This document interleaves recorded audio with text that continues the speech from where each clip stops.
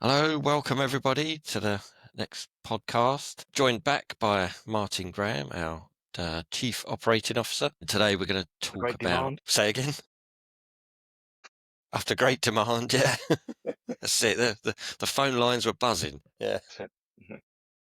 Yeah, so today we're going to talk about transfers. Okay, it's quite a big part of what we do, transferring from other certification bodies, people that have already got certified. So I thought we'd just highlight some of the processes around it and why people transfer and things like that. So Martin actually processes our transfers, don't you, internally? So you manage that process. Right, yeah. Yeah, they'll ultimately come through me, apart from the aerospace side, which I know we'll talk about as we go through. But yeah, ultimately they filter through me as a point, yeah. Point, yeah. Yeah, the aerospace is slightly different, which we will touch on, but generally the process for other schemes is relatively the same for each of them. So Martin, so why do people transfer first of all, I suppose? That's probably one of the Well, it's a good question, and I guess it's one of the primary reason we've discovered over the years is really kind of just service levels essentially. I think it's service levels and cost is the main factors. Both obviously nowadays big factors in people's businesses and ways of thinking. Certainly, given we're in a service industry, sometimes that can get lost on some of our competitors, shall we say. People struggle sometimes with communication with their certification body. They sometimes find it frustrating that there's no response or kind of dead ends in terms of communication. But people also get frustrated with chopping and changing of auditors or lack of auditors availability, those kinds of things. And it just proves frustrating, because the client who's certified, they're paying for the service and they really just need their certificate and need things as they need to be. But at the same time, it's not just about, people turning up and having an audit. It's about that interaction support when you need it at various points along the way, which is something that we kind of really focus on. And obviously cost as well. That's a big factor nowadays.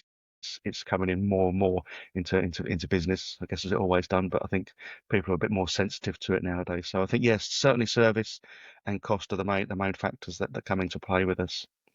Yeah, yeah, because obviously we track reasons why people transfer, don't we? That's the that's thing right. we have to Yeah, capture, just in case we're trying to do anything untoward. So on applications, people have to say why they want to transfer, and that's something UCAS checks, and obviously we track it actually just for our own information and data. So yeah, it's yeah. definitely a service thing. It's interesting. Obviously, we won't go into won't sort of name and shame, so to speak, but it's interesting that there does seem to be sort of a trend, if you like, with transfers. It's kind of quite telling in terms of, I think sometimes, this isn't a hard and fast rule, but sometimes you find when certification bodies get, or any business, I suppose, to some degree gets bigger and bigger, that personal kind of element. You can't have kind of one-to-ones with every client. I know something that we sort of focus on is being able to, I know me and yourself, Mike, as sort of shareholders and directors, we're very much sort of aware of every business and get involved at points, and it's not just kind of, we don't just leave it to a big sort of telephone centre, call centre or something like that just kind of puts pegs in holes. We try and keep the personable side of it available, and I know that's a big kind of selling point for where we try and aim ourselves. It is tricky the larger you get, isn't it? You lose a bit of not focus as such, but I suppose knowledge of everything, everyone, every client. Because I know there's a couple of names, because obviously I focus a bit more on aerospace. I see some client names, I'm like, oh, I haven't heard of them, and it's not a nice feeling. But I know you're a bit more closer to that than I am. That's it. And I think as well, even if, and like you say, you can't really, and you don't expect to, there's some names just always stick in my mind, and I'm sure with you, but I think it's just, Mike, just that you get that, it's just that response. People don't like things to disappear. And even if you can't answer the question straight away or something like that, it's just acknowledgement. I think, oh yeah, it's okay. And we just that response to clients that we try and give. It's so important. And just managing expectations. The standard talks about needs and expectations of interested parties. I won't quote too many times of the standard, but it's like fundamentally, it's looking, okay, the clients, they need something, they want something, and we're there to manage it, and it's quite simple, what goes on, and it's amazing how badly it can get kind of yeah, it can get upset by people, and clients feel, that they're just not getting the service they feel they should and deserve ultimately. So yeah. Yeah, so I think some people lose sight that we're providing a service. Yeah, we're there to do a job, but at the end of the day, we're still providing a service, aren't we? That's exactly right. I say we're very much embedded in like the service sector, and it's yeah, it's just so important that's not forgotten. Yeah, and so yeah, so fundamental reasons certainly, yeah, service levels, communication associated with that, and cost certainly as well. I think they're certainly the main factors. I guess sometimes there may be elements of people who don't like people or fall out, or I guess as well. Ditch I it. guess obviously, yeah, service costs certainly, but also I guess sometimes there may be relationships involved in these things as well, and there may be elements of kind of consultants and relationship people moving around different companies that may come from somewhere that know a body and then want to kind of keep that relationship going. So there's a Yeah. much smaller Okay. element, but there's elements of that as well. So Cool. yeah, So, what's the overall yeah, for sort of sure. process really? How does someone go about transferring? Yeah, pretty straightforward. The thing that helps in this industry, we work under a set of documents, like mandatory documents, and there's one called, don't no one has to remember this or get too involved in this, but there's one called MD2, which is a mandatory document number 2, and it kind of sets out very clearly what's required by the issuing and the accepting CB, the issuing certification body being the body that's we're transferring from, and us being an accepting body. So it's actually a really, really straightforward process, Mike. I think people kind of sometimes feel it's a bit more complicated than it is. Essentially, once a client notifies us and says, we want to transfer, we get some certain baseline information from the client, obviously about themselves, and they quite often provide information to us, which is useful. But we are obliged, actually, as part of the transferring process, to contact the issuing certification body and request certain information from them. And that basically consists of audit reports up to and including and from kind of the last reassessment or initial assessment, the current certificates, and just a confirmation of a few bits of information by the issuing CB, such as things like any regulatory breaches that they're aware of, any open non-conformities, and the fact that the certification is actually valid, because it can happen whereby maybe certification has been withdrawn or suspended. So obviously in those instances, we can't do it. Yeah, fundamentally, we're just required and obliged to make sure that certification is valid, that there's no issues fundamentally, and we're painting the picture. Once that's all come through, we conduct an internal review, which is majority of the times it's yourself who's undertaking it, and we just basically make sure that the certification essentially is as it needs to be, and we're happy and what's the word, and comfortable that the certification is as it needs to be. So I think a lot of that is down to like the risk within the industry, because obviously we don't want to. There's a lot of integrity to what we do, and it's important that that's maintained. So yeah, essentially we're looking for valid, safe, Is yeah, that and no issues with just the going back a certification bit? How's that process. So communication done with a yeah, previous once we've got that. certification body then?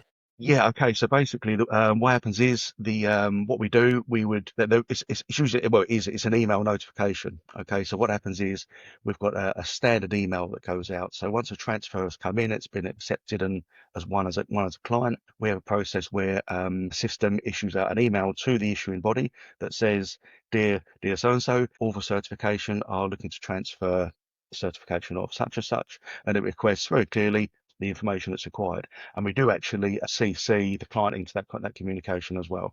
Okay, so how's the actual overall process work then for transferring? How's that work? Yeah, okay. So as we any kind of initial application, if you like, it works with us going through an application process whereby the client fills in an application form or gives us the information that we require. And as part of that process, they will just indicate that they're wishing to transfer from another certification body. Okay, so what we then do, we would then carry out our usual contract review process, determine the time, issue a quotation, much as we would do with it if it was just going to be an initial certification that the client was going for. And all we would do, basically, Mike, is pick up the cycle. We'd quote it kind of a like for like cycle with the client's existing certification. So, say for example, they would do only do a second surveillance, and we would just quote for that. Or if they were coming up to their reassessment, we would quote for their reassessment and then surveillances and so on. So the So they idea don't have to go being, back to the start then, do they? no, Yeah. that's exactly it. That's an important thing to remember. Actually, is that yeah, the client actually doesn't. All things being well, if as long as everything goes through as it should, the client doesn't lose any time in their certification cycle. More often than not, they don't have to have any additional audit time to kind of transfer the process. Very rare occurrences where that happens is required, but we'll touch on that as we go through. But yeah, but the idea is that we pick up a like for like certification in terms of program and validity as well. So once the certification has all been issued, the certificate validity remains, the cycle remains the same essentially. That's something as a query we quite often get, is that do we need to start again? What happens here? So yeah, it's basically a like for like cycle that we quote for. really important. Yeah. Really. Yeah. So basically, yeah, quotation gets issued. And obviously if the client is happy with that, then that gets the acceptance. And then it really then kind of, we begin the actual kind of transfer and notification process itself. And what that entails is that we contact the issuing certification body, so that where the client's coming from. There's a standard email goes out from our systems, all automated there, and the client actually gets included in those communications, so they get notified on how things are progressing or not, as the case may be with some CBs. But ultimately, yeah, we give a notification to the issuing CB requesting some information. Okay.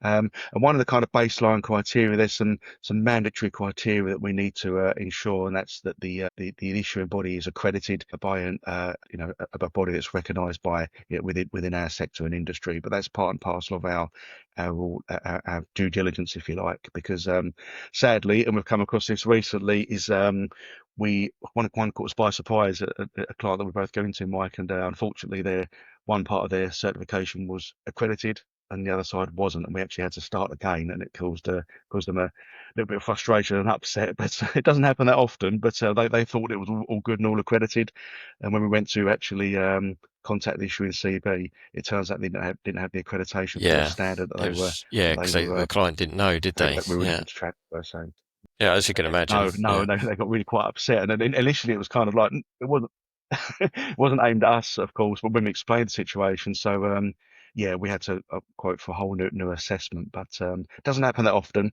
and for the vast majority of times, it's a very simple process, and we just yeah, but that the onus on that verification sits with us as the transferring body, an accepting body, to basically solicit the information that's needed, communicate and liaise with the issuing certification body, and there is actually a mandatory requirement that I think some of them have kind of forgotten that they are required to provide timely and accurate information. There needs to mm. be a degree of cooperation, and that's Yeah, we do mandated get within varying the industry that levels we of work that in. So, cooperation, don't we? So some are very, yeah, we really do. Yeah, yeah, yeah. Well, yeah, yeah.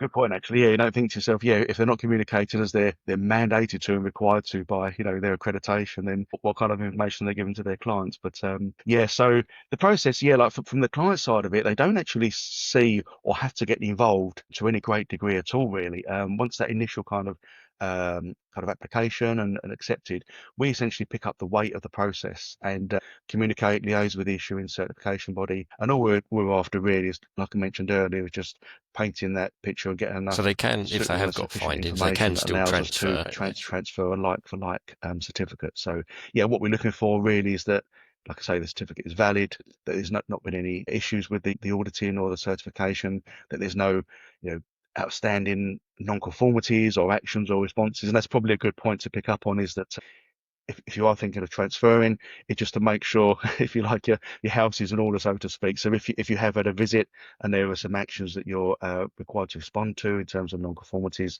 it's important that get those actions in, because otherwise that could cause a little small delay in the process. To make sure essentially that you've responded as you need to, and that your current CB has got all the information they need, so it doesn't slow things down. Quite an important part there. Yeah, yeah, it can. Yeah, because what it is, strangely, CB's certification bodies work in different ways, and some of them don't always necessarily request actions or that kind of thing to address findings. And it's if they're minor findings and it's just something that we can look at and see that has been addressed with suitable actions, that's absolutely fine. If there are actions pending, or there's responses that haven't been achieved by the client, we may, on rare occasion, need to kind of carry out a little bit of extra effort just on our side to address that. But it's very, very rare. It's very, very rare. Obviously, if there's issues around kind of compliance in terms of regulations or legislation breaches and so on, that can obviously we need to look a little bit deeper. But I would say, hand on my heart, kind of, I would say I've transferred, even just in the last month, 6 weeks or so, probably 8 or 10 clients, and every single one of them has gone absolutely fine. No extra time at all has been required. It's just a case of just verifying, making sure that the integrity is there. There's a valid certification in place, and there's no complaints, no issues, nothing that could come back and cause a problem for anyone further down the line. That's the key part of the process. I say the important thing is, like I say, we need to make sure that there is that the client's eligible for transfer. So that's making sure that the issuing certification body is accredited, by a recognised body. That's the most important thing. Then we go through and request the information. Once that all comes in, we carry out a pre-transfer review, which is where we look through, make sure that we've got everything that we need, no outstanding issues, nothing that could cause any headaches. Because the last thing we want to do is issue a certificate and then it come unstuck for the client further down the line. We want to make sure that we get everything in order as it needs to be. So yeah, checking things like the scope. And also as well, yeah, just making sure the reasons, because like you said earlier, Mike, we need to record the reasons why, it need to understand what's going on, and get copies of all the recent reports, any complaints, figure out where they are in the audit program in terms of your I kind cycle, of and then liken it make to sure, yeah, everything's changing as your it needs to electricity be. supplier. So Pretty when people straightforward. ask me, it's kind of like sign on the dotted line, we'll take care of the rest. And you don't lose any certification time, do you? It's kind of a seamless Yeah, process. It kind of yeah. overlaps. And so yeah, because they don't cancel the certificate, do they? The previous certification body. Yeah. So how's that sort of work? No, that's right. There's something that actually, yeah, they're not allowed to do that. Actually, again, it's a rule that's in there. They just because someone's transferring away, you can't kind of get all offended and be spiteful and say, oh, okay, well, we're going to cancel your certificate then, so that it can't be done. No, they are required to kind of give us all the information, keep the certification valid until such times that we've transferred it. Because what we then do, once everything goes through, we issue certificates, and then we, as the accepting body, we notify the previous body and say we have now transferred ABC Limited, and then the issuing CB closes everything down their end. So yeah, but we try and like is a good thing actually. When I transferred my electricity over to Octopus, and Yeah. I was amazed how easy it was, and how I didn't have to do anything at all really. And I guess that's what we try and do. Although we like to interact with our clients, and obviously we communicate with people as they're going along. So what we do is once we get the information through from the issuing body, we then the system emails the client that says we've now received this, so you get updated all the way along. So because it shouldn't take too long, but sometimes it does go on a week or so, a couple of weeks, and you're sitting there kind of worrying and Mm, panicking, mm. thinking that is that certificate going to be in jeopardy or anything like that. It's the last thing. So although we try not to interact, the reason we do that is because not because we don't want to, it's because we don't want the client to sort of be bothered. It's like literally, oh, the next thing you do that happens is you get nice new certificates through, and we Yeah, pick up the yeah, cycle. yeah. So So they get yeah, it's certificates and they almost get like our you don't have to logos as well. keep Is chasing. that right? We send them. That's why I get the certificates. So yeah, what would happen is when the certificates come through from us, they'll look obviously similar in terms of content, but they look a lot nicer. Basically, the dates you'll see common dates on there in terms of certification expiry. They might notice sometimes clients query about kind of like issue dates and so on and so forth. We'll have there'll be a date on there in terms the original list certification date remains the same and the expiry dates remain the same. So it's just that kind of essentially you shouldn't really notice anything. The scope and everything is all identical, and then like you say, you can then pick up use of our logos and so on and so forth as part of it. One thing to remember as well is once the transfer has been complete and you've got our new certificates and so on, if you're using logos or making claims with regards to certification with the previous certification body, it's really important that you cease use of that and just basically take logos off of websites and emails and so on and so forth. So yeah, the important thing there is to just any reference to your previous certification body, take that out of your equation, and feel free to use ours as much as you like. So yeah, so just yeah, because previous certification bodies they do sometimes check up and make sure that you're not making any claims with regards to their logos and Yeah, certification and so I've on. So found a few yeah, times as well that when people get notified of transfer, as in the certification body, they send an email or a letter straight to the client. Cease using our stuff. The amount of phone calls I get, people, oh my God, yeah, they've cancelled my cert. I'm like, it's a bad yeah, letter or stroke email that comes out. yes, It's standard. Don't yeah, panic. They're not allowed to do anything. I think they need to reword what they're writing because it just make everyone panic and think, oh no, we've lost our certification and things like that. But it's kind of it's they definitely. should send that after the fact that it's transferred, not upon the notification. I think, yeah, that causes a few phone calls. I know. It does. We had one just recently, just in the week before last, and yeah, the client had exactly that, and it was basically then our notification went in and said, "We're looking to transfer. Please, can you provide the information?" And yeah, the issue in CB actually they got an email from the client, and she forwarded it through to me and said, "Oh, panic! We've got to transfer within. We must have it all done within like 3 months or something." And which, all right, 3 months is a long time. It shouldn't take that long. But the client got in a panic because they said, "Oh, are we going to get this done in time? And is it going to be a problem?" But the fact of the matter is that you know they can't do that. Like there's obviously it needs to be in a timely fashion, and you can't leave it open ended, which we wouldn't. But they can't go, they can't get spiteful and pull certification because you've decided to transfer away because although there are agreements in place with your body, it's they're not binding for periods of time. It's not like it's they've got to be in place, but you don't need to. You're not obliged to stay with anyone if you're not happy. That's the important thing. And it should be a seamless process, like for like. Yeah, you don't lose any time. Like I said earlier, there might be occasion where we would need to kind of carry out an extra visit. I know within the aerospace sector there's some certain rules, but for the most part, your normal ISOs, your quality, environmental, health and safety, and information security, and so on, we can just pick that up and carry on with where you are. But if we do need to carry out an extra time, we'll always make sure that we communicate and that you understand why that is. It's not just an arbitrary extra bit of time that goes on. We always maintain that communication with you. But like I say, for the transfers that I've done recently, it just hasn't happened. We've just gone through nice smooth process, and that is the case for the vast majority of it. So no extra time, no extra expense, just a like for like transfer, which is the way we like to manage it. Okay, yeah, so the aerospace process is quite different. I suppose it follows the same principles, but we've got to approach it slightly differently. So we do the quote, same as how it normally would.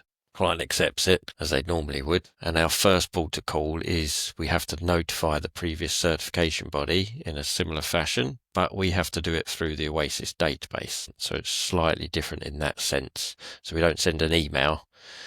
We send it through Oasis. The client still gets copied in on that. So naturally, when we basically have to search for them on the Oasis database, find the client, um, ABC company, and then on the right there's a contact the certification body, so we have to click that button and then we contact them through there. And we don't request all the documentation because that's in Oasis, but we do say, is the certificate valid, is it okay to transfer, things like that, which it always seems bizarre to me because Oasis tells me if it's valid anyway, so it kind of Okay.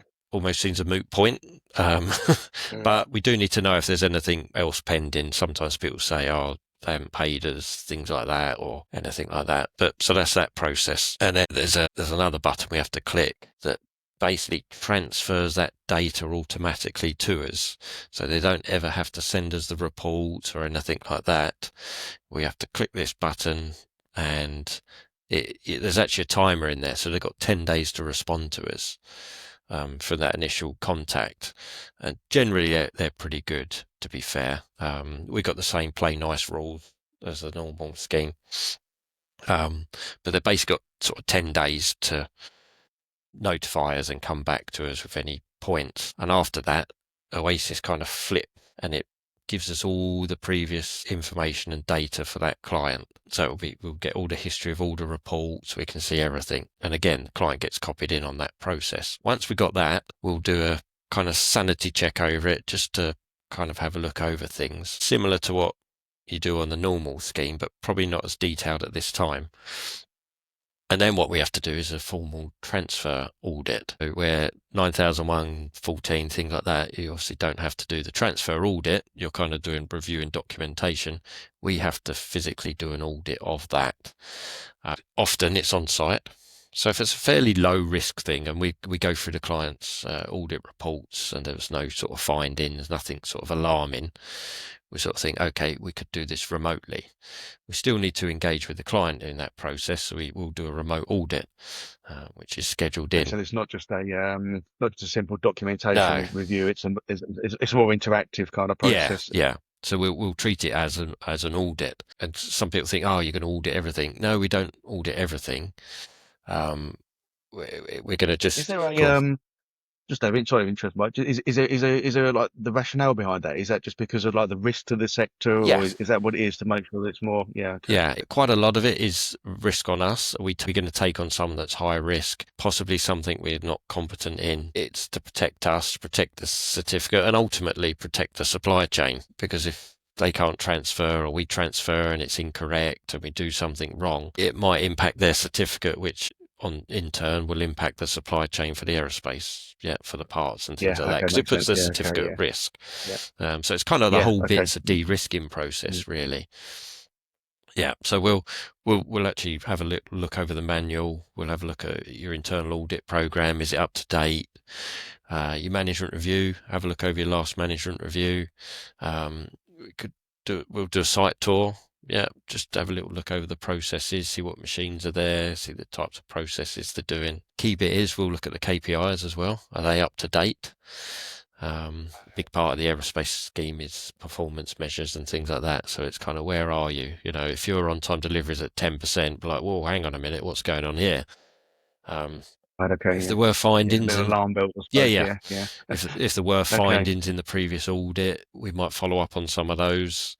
Yeah, well, where was your corrective action? Which 9 times out of 10 have already been reviewed by the previous certification body, because that process is a bit more rigorous. But we might just have a little oversight of them. You know, if there's anything massive, we might let's have a little deeper dive in this. So like I say, it That's can one be. of the Oh, Sorry, no, I was going to say just what about the NCs and stuff is because one of the inconsistencies we notice is I think we've spoken about it previously is kind of the response required by CBs to non-conformities and things, and it's sometimes we've gone I've seen to the extent where non-conformities have been raised and they're saying okay we won't actually check anything until the next mhm. visit, and you're sitting there thinking well that's a bit strange, and it's and but yeah we actually had that just recently with the CB, and they said, well, we hadn't been asked for any actions, so we actually requested Yeah, what the process was, and what you'd actually done internally, and then we then verified that against the findings that have been raised. So, yeah, just a little check and measure, like you say. So it's one of the things we might do is, yeah, if there's not been a formal response to your current body because they haven't requested it, we might actually we'll just say, well, okay, what have you done to address that, just to clarify and give us confidence that the issue's been addressed. So that's kind of just that it's that little disconnect sometimes between like the way that certification bodies work and practices. But yeah, it sounds like the aerospace is a bit more rigorous in that regard in terms of making yeah. sure that Every the audit, the action the issue's been addressed. you've So got to yeah. close out your non-conformities, and quite often that involves an on-site visit anyway. Not everything, but quite often. Yeah, so yeah, you're right in that sense. It's more rigorous, and we're just checking everything's okay. So the transfer audit could be half a day, could be a full day. It depends on the one I done last week was actually 1.5 days, because I had multiple sites and quite a few findings on them and things like that. So I actually went to each of the sites, had a look around, followed up on a few of the findings, things like that. Do you ever, and I guess it's sort of a question for myself as well. Do you ever come across like where you can't transfer, as in like like you just you have to you're not you just you for whatever reason does that ever occur? You Um, ever come any nightmare no, scenarios or there's a few. stories you I've come never said no, I'm not going to transfer you, but you can actually raise findings during that. So I have raised findings. So I'm like, no, you need to fix right? Okay, this before I transfer you. I'm not transferring you. So I actually issue them with a non-conformance, which that's very unusual. I've only ever done that once actually. That, yeah. hang on a minute, this is quite serious kind of thing and it needs to be fixed. So I'm not gonna take you until that's done. I suppose it's the same rules apply. I'd say from Yeah. our side, from the I don't want to say the normal side of it, from the normal certificate, the non-AS side of it. It's I think the only time experience I've ever come across where we can't is because it turns out the certification is unaccredited. I've never come across a particular set of circumstances where we just can't because the situation is dire or there's a lack of information or something. Yeah. It It's usually the goes same with the fairly aerospace, smoothly. to be But yeah, fair. it's 9 times out of 10, yeah, interesting. perfectly Yeah, fine. okay. Half a day, done, Mm, reviewed, jobs are good. But yeah, it's yeah. just a few of it. Like I say, once we do that initial review of the information on Oasis, if we see quite a few findings, it's like, okay, or some trends maybe. It's like, okay, this is a bit high risk. I'm going to go on site and have a look around and follow some of these up. But okay. But yeah, no, it sounds like it's ultimately it all comes down to, as we said, kind of through the process. It's the risk to obviously the industry and the process, but also as well, it's about making sure the client's not left without anything, any valid certification, and making sure that it's Yeah, consistent and yeah, smooth. And that's the main yeah. And part of then the process. once we So yeah, actually do our yeah, once want to do it. audit, I'll use that term audit because it's not a full audit. Mm. In most cases, the report goes for review by someone independent, which again is slightly different to the normal QMS EMS. So we actually send that for Right. review. So Okay. someone else is going to look over that to check my audit, just same as they normally would. And then they're the ones that finally sort of say, yep, good to Right. Okay. transfer. So there's an extra Okay. layer. So yeah, Yeah. that's interesting. So with the AS, it's not so. Yeah, okay, yeah, because with a normal transfer process, it's essentially kind of myself who does the majority. So I'm effectively kind of the reviewer and the decision maker to be able to make the transfer kind of happen, if you like. Whereas with the AS, it's that there's two kind of Yeah. impartiality, I Yeah. suppose, So there's is that the key extra to the layer in process there. there. So making sure Yeah, extra that layer the rigor. And then vision, we yeah, we okay, just issue the certificates yeah, okay, as normal. We update Oasis, so then the organisation transfers in Oasis to us because normally it will say they're certified by such yeah, and such, where that switch actually happens and it's transferred to us, so we're good, shown there. But other than that, it's kind of the same. It is a little bit more complicated if the certificate's got less than 12 months. That's a bit more rigorous. We have to actually do a stage one audit, and they call it a stage two approach, but not a stage two audit. So it's even more detailed. So you'll actually be going over the full management system. You'll actually be auditing some of the processes. I won't go into too much detail, but I tell people if you're going to transfer, do it do it with more than 12 months left on your certificate because it just adds a layer. And to be honest, I've never known why right, they do it this way, and no one's ever given me a straight answer. And it is a requirement that's going soon, so that when the standard changes, okay. should be this year, might be next year, might be the year after. The new requirement is you don't have to do that. I guess just a quick point on that. Is talking there, Mike, about the Oasis side of things, which obviously an aerospace specific thing. We do actually. There's an IAF kind of database, isn't there, of kind of certificates where you can go on and validate. So although normal certification like non-AS doesn't go through those quite as rigorous as the Oasis side of things, there is a database of certifications that is out there and accessible.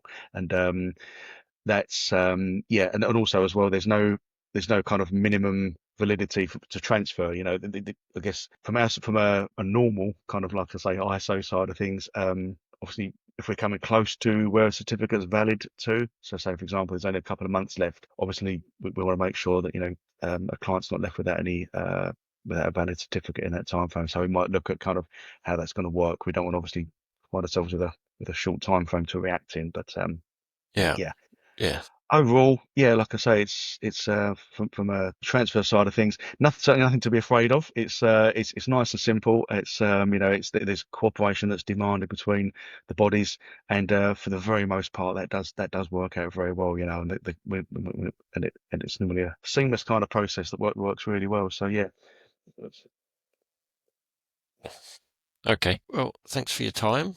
no, not Hopefully at all, that's not at all. clarified some information for some people out there that might be looking at transferring. Hopefully not Yeah, from us, but to us. yeah, that's yeah. Don't make it sound too easy. Yeah, okay. Oh, it's really complicated. Yeah, Yeah, don't actually, overdo don't do it. it. Yeah. Yeah, yeah. No, no, it is all go. It is a common thing that people ask, and they wonder, can we transfer? Yeah, you can transfer at any time you like, because some I think people there's some aren't aware of it. misconceptions out there. I think sometimes, yeah, like you say, there's some doubt about, do I need to start again? Do I lose any of my certification? Is there any extra effort, time, this and that and the other? But the reality is, it's yeah, from the client side of things, you don't actually have to do a great deal other than kind of approach us, accept, and then we kind of pick up the weight, if you like. We'll only ever really interact to keep you updated where on the progress and if there's any clarifications or queries. But yeah, like I say, it does usually work very smoothly. Okay, Excellent. brilliant. Good Well, thanks for stuff. your time. I know the all. Thanks for your Pleasure. time. And then Yeah, hopefully hope they've everyone been helpful enjoyed to it. anyone, but obviously feel free to contact us, and if there's anything we can answer individually, then always happy to do that. Yeah. Happy to do that. Perfect. Excellent. Perfect. Okay. Thanks for your time, Lovely. Martin. You're welcome. Take care. Cheers, Mike. Cheers. Bye-bye. Bye.